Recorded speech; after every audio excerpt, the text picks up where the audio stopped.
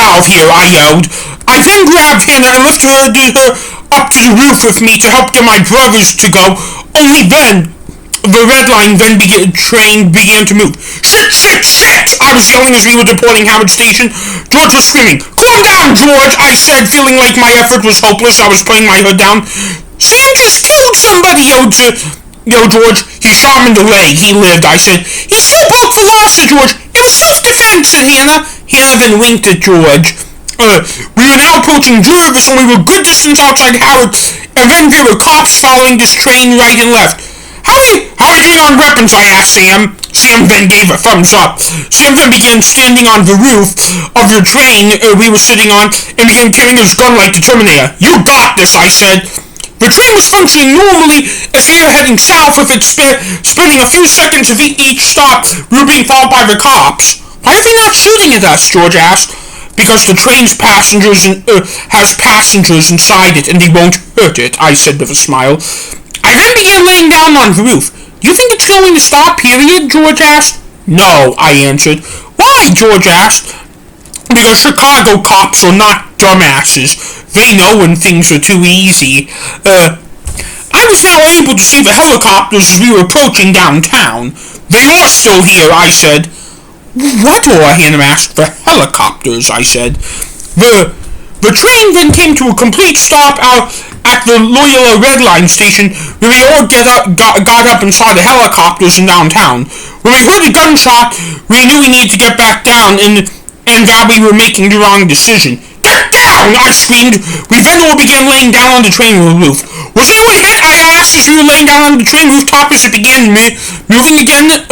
No, answered George. No, answered Hannah. I didn't get a response from Sam because he was doing fine guarding us. You look nice with your hood down. You look nice with your hood down, Hannah said. Thank you, I said.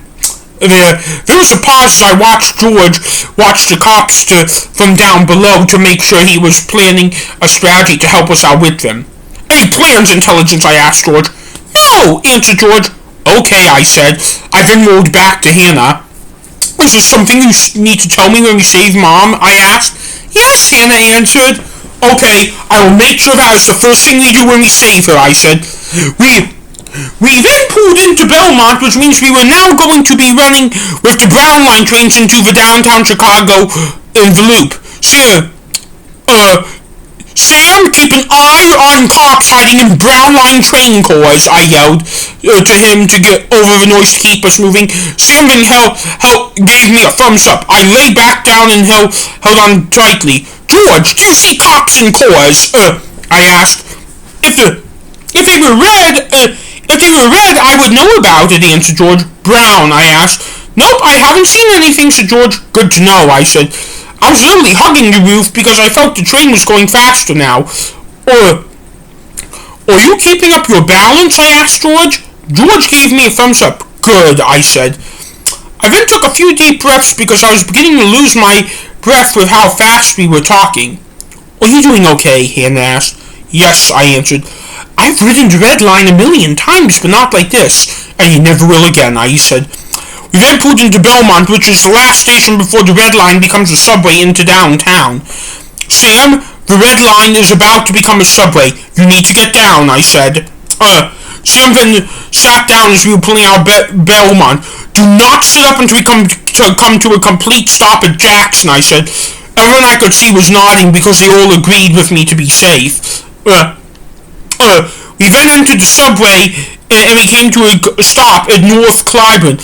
As we were waiting, there was someone who came over the intercom for the station that said, all downtown stations are closed. This is now an express to Roosevelt. What? I asked.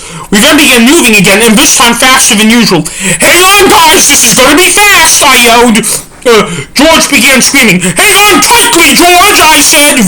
The wind was becoming too much for me, and I could tell I was getting windburned. Is everyone okay? I asked.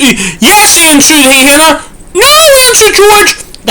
Answered Sam. I couldn't tell if that was a yes or a no, but I'm hoping that it was a yes that I just got from Sam.